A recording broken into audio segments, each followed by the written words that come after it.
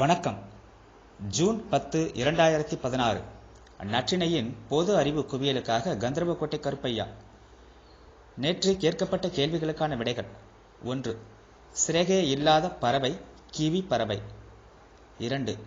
காந்த கேடயமாக பயன்படும் இரும்பு தேன் இரும்பு. 3. மலேசியா நாட்டின் கரன்சியின் பெயர் ரிங்கட். 4. மனித உடலில் மிகப்பெரிய சுரப்பி ஈரல். 5.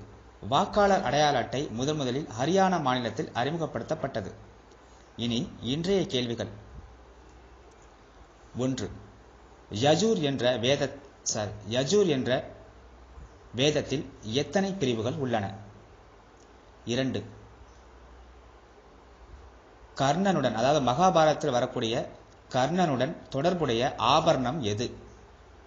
3. இந்தியாவில் மக்கள் தொகை அதிகமாக உள்ள மாநிலம் எது? 4. ருத்ராஜம் எத்தனை வகைப்படும்? 5. பிரம்ம சமாஜத்தை தோற்றுவித்தவர் யார்? மீண்டும் நாளை சந்திப்போம். நன்றி.